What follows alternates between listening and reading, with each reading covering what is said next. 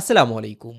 একটা সময়ের most lovable কিংবা কন্ট্রোভার্সিয়াল সিরিজ অফ স্মার্টফোনের মধ্যে গ্যালাক্সি নোট লাইনআপের ফোনগুলো সব সময় মনে রাখার মতো, যেখানে এই সিরিজের ফোনটা এখনকার সময় মার্কেটের মধ্যে অ্যাভেলেবেল না থাকলেও একদমই সেম ক্যাটাগরির সেম অডিয়েন্স কিংবা সেম ভাইবটা ধরে রাখছে আলট্রা লাইনআপের ফোনগুলোকে দিয়ে, মানে S22 ultra, S23 ultra, S24 ultra.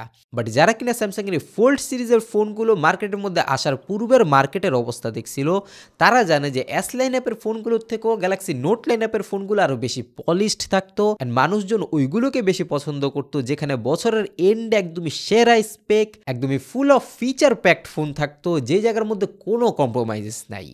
But Samsung এই জিনিসটাকে অ্যাকচুয়ালি শাটডাউন করে ফেললো কেন? যেখানে অনেকে মনে করে যে কন্ট্রোভার্সি একটা বড় ফ্যাক্টর ছিল গ্যালাক্সি নোট 7 সিরিজের মধ্যে ব্লাস্ট ইস্যু, অ্যান্ড যে নোট লাইনআপের ফোনগুলো তাদের এই পর্যায়ে উঠাইছিল, সেই জিনিসটা ডাউন করছিল ওই ধরনের একটা ইস্যুজই।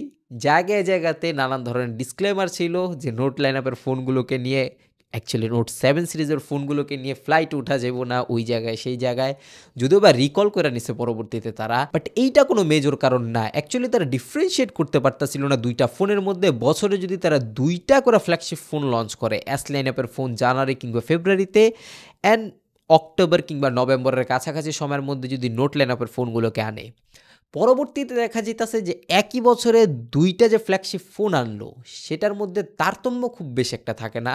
তারা তাদের নিজেদের অডিয়েন্সকেই বিভক্ত করে ফেলতেছে নানান ধরনের জিনিসপত্রের মধ্যে। 6 মাস 7 মাস যাওয়ার পর স্যামসাংয়ের ফোনের ভ্যালু নতুন কিনতে গেলে মার্কেটের মধ্যে অনেক ডাউন হয়, অ্যান্ড রিসেল ভ্যালু আরও কমতেছিল সময়ের সাথে সাথে।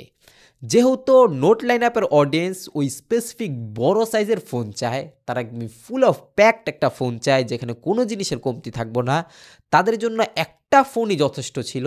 অ্যান্ড ওইটা তো তারা এস লাইনআপের ফোনের সাথে ইন্টিগ্রেটেড করে ফেলছে আলট্রা নাম দিয়ে। অ্যান্ড এই টাইম পিরিয়ডের মধ্যে তাদের ওই ইনোভেটিভ ফোনটাকে ফিট করতে হইতো, সেটার মধ্যেই তারা জি ফ্লিপ কিংবা জি ফোল্ড এই লাইনআপের ফোনগুলোকে ইন্টিগ্রেটেড করে ফেলছে। অ্যান্ড পূর্বের যারা কিনা গ্যালাক্সি নোট লাইনআপের ফোনগুলোকে পারচেস করতো, তারাও যে ফোল্ডেবল ফোন কিনতেছে এরকম না।